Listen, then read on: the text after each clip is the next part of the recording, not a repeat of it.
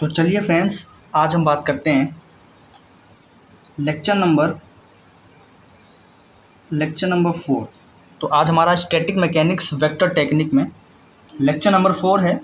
और lecture number 1 और lecture number 2 और लेक्चर नंबर 3 में हमने क्या सीखा है, ये आप हमारे चैनल पर जाकर या इस मैकेनिक्स स्टैटिक की सीरीज़ में जाके प्लेलिस्ट में देख सकते हैं। और पिछले जितने भी लेक्चर्स हुए हैं उनके सारे मैं लिंक्स डिस्क्रिप्शन में डाल दूँगा।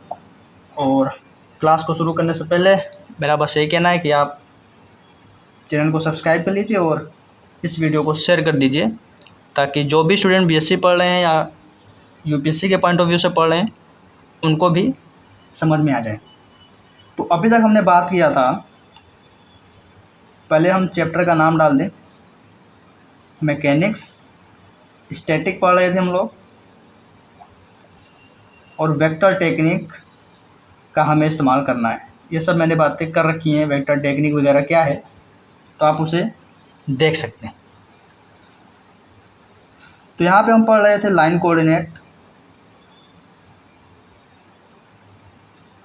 Coordinate of a line. फिर हमने पढ़ा था मोमेंट ऑफ फोर्स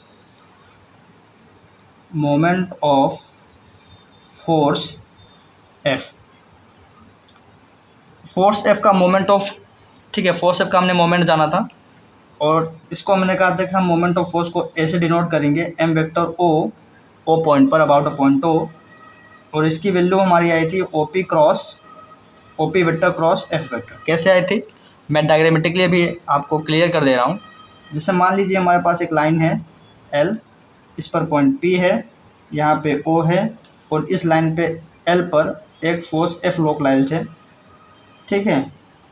तो मैंने बताया था कि अगर आप इस लाइन पे आप कहीं पे भी कोई दूसरा पॉइंट पी डैश भी लेते हैं तो जो मोमेंट आएगा ना वो सेम आएगा, मतलब moment about point O at P, ठीक है, वो आएगा ओपी क्रॉस एफ।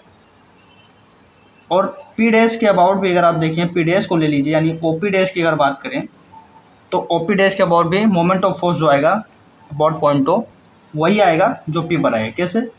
क्योंकि ओपी डैश की जो वैल्यू हो जाएगी वो हो जाएगी OP vector plus P dash vector. ये सब मैंने आपको बता रखा है। तो आज हम बात करेंगे बेसिकली, पिछले लेक्चर में तो हमने ये देखा था। अब मान के चलते हैं हमारे पास सिस्टम ऑफ फोर्स है, हमारे पास जो है सिस्टम ऑफ फोर्सेस है। तो अगर सिस्टम ऑफ फोर्सेस हैं तो हम कैसे मोमेंट निकालेंगे? तो हेडिंग डालिए moment of a system of forces. Moment of a system of forces. तो अगर सिस्टम ऑफ फोर्सेस का मतलब है कि हमारे पास एक फोर्स नहीं है, एक से ज़्यादा फोर्सेस हैं। जैसे एक F1 फोर्स हो गई, F1 वेक्टर, ऐसे ही एक F2 वेक्टर होगी, ऐसे ही एक F3 वेक्टर होगी, और dot dot dot dot Fn vector. तो ये हमारे पास फोर्सेज हैं, ठीक है, ये हमारे पास फोर्सेज हैं। तो ऐसे सिस्टम को हम कहेंगे बहुत ढेर सारी फोर्सेज यहाँ पर एक्ट कर रहे हैं किसी बॉडी पे। तो इसको लेट करते हैं, let F1 vector, F2 vector, F3 vector, Fn vector, ठीक है, इसको छोड़ दीजिए, be a system of forces. Writing clear है ना? एक बारी मैं देख लेता हूँ, ठीक, राइटिंग क्लियर है। F1 vector, F2 vector, F3 और Fn vector B a system of forces whose line of action, आप लोग नोट्स प्रिपेयर करके चलिएगा ताकि दिक्कत ना हो। whose line of action passing through the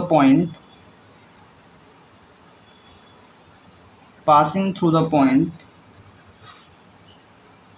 P1 P2 P3 dot dot dot Pn, ये पॉइंट, ठीक। तो F1 P1, जो F1 वेक्टर है वो P1, लाइन ऑफ एक्शन में पास कर रहा है, ऐसे F2 P2 पर, F3 P3। मतलब जब F1 फोर्स लगेगा, ठीक, किसी लाइन पर लोकलाइज होगा, तो जो लाइन ऑफ एक्शन होगा वो P1 पॉइंट से पास करेगा फोर्स का। F2 अगर किसी लाइन L दूसरी लाइन पे लग रहा है तो जो फोर्स का लाइन ऑफ एक्शन होगा वो P2 पॉइंट से पास करेगा। इसी तरीके से अगर Fn है तो Pn, ठीक है, बस Pn पॉइंट से पास करेगा। इसको भी हम डायग्रामेटिकली थोड़ा बताएंगे, बट अभी आप इतना समझिए। तो इसका मोमेंट कैसे निकालेंगे? किसी एक पॉइंट का तो मोमेंट हम निकाल लिए थे इसे, ठीक है, P डैश सब ऐसे हमने निकाल लिया था। सवाल उठता है कि हम इसका मोमेंट कैसे निकालेंगे अगर हमारे पास ये है और इतने ढेर सारी फोर्सेस हैं। तो इसका मोमेंट निकालने के लिए बहुत आसान है। The moment of forces of above system of forces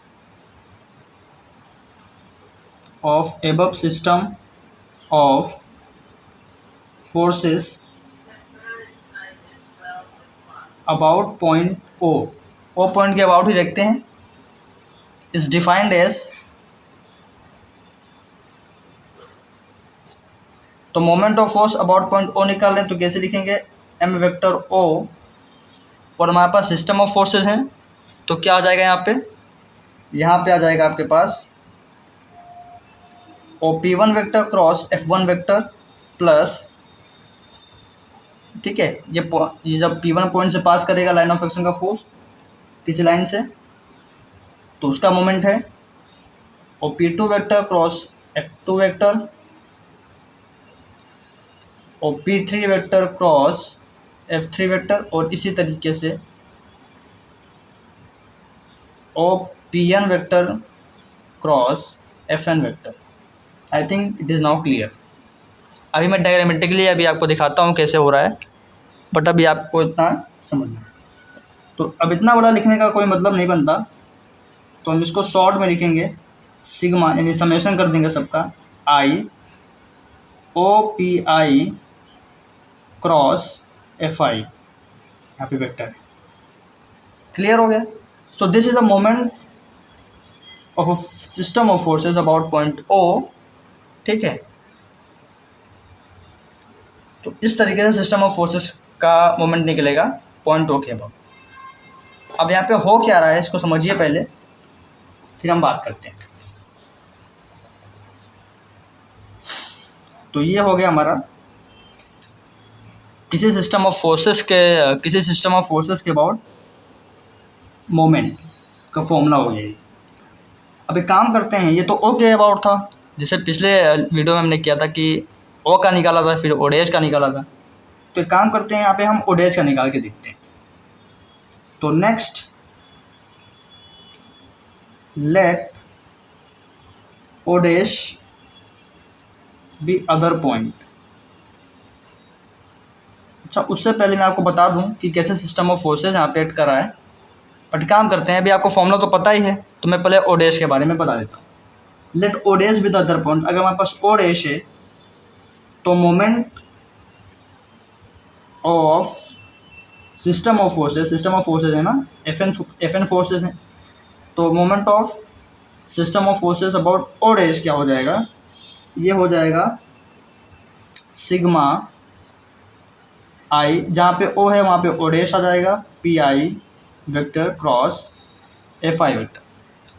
सवाल उठता है कि ये ओ पी आई कैसे निकाले, मतलब ओ डैश पी आई कैसे निकाले? तो ओ डैश पी का अगर आप ध्यान से देखें, यहाँ पे देखें,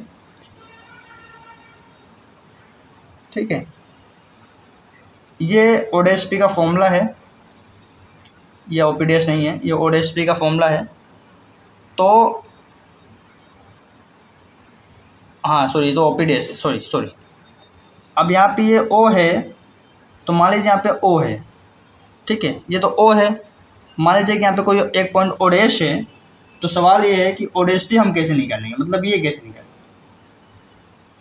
तो ये वैसे निकलेगा जैसे हमने ओ पी डैश निकाला था, O P plus P P dash. तो ओ पी कैसे निकालेंगे, ओ डैश पी कैसे निकालेंगे? ओ डैश पी निकालेंगे O dash plus O P.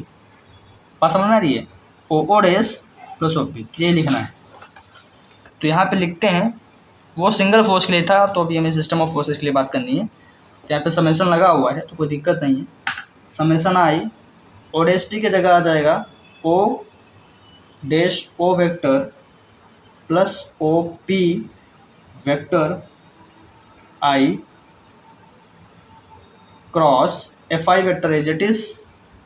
अब यहाँ से हम इसको ठीक है क्रॉस ले लेंगे, तो क्या हो जाएगा ज़रा देखें।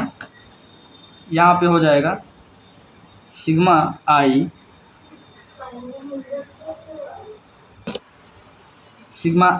ओ P I vector cross F I vector, clear है, and plus O dash O vector cross sigma I F I vector. ठीक, कैसे आया ज़रा देखें। एफ आई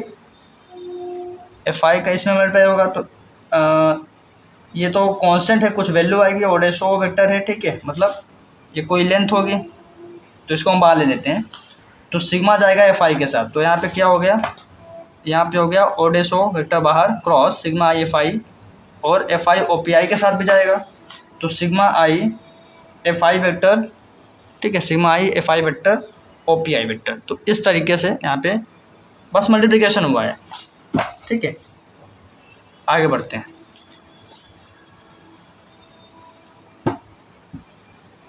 ये चीज़ क्या लिखा हुआ है, ये moment of system of forces about point O है, plus O dash O vector as it is cross, ये है हमारे पास। इसको हम क्या लिख सकते हैं, इसका मतलब है F1 फोर्स भी है, F2 फोर्स भी है, प्लस F3 फोर्स भी है, समेशन लगा हुआ ना, डॉट डॉट डॉट ऐसे करके Fn फोर्सेस हैं। तो इसको मैं एक अलग नाम दे रहे हैं आर वेक्टर। आर वेक्टर का मतलब है resultant of that sum of all forces. तो रिजल्टेंट जब हम निकालेंगे सारे फोर्सेस का तो सिग्मा एफ आई ही आएगा, तो मैं कह दे रहा हूँ इसको सिंगल आर वेक्टर, जहाँ पे आर वेक्टर क्या है, sigma I F I vector, मतलब resultant of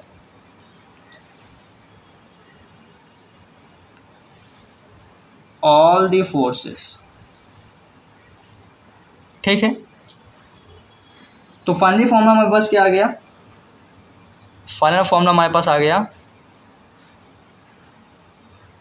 M vector O dash is equal to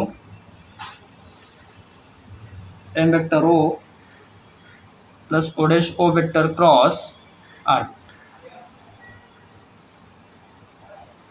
ठीक। This is the final formula for moment of system of forces about point O dash. ऐसा ही कुछ formula आपका उसमें भी आया था जब आपने ओ डैश अबाउट मोमेंट,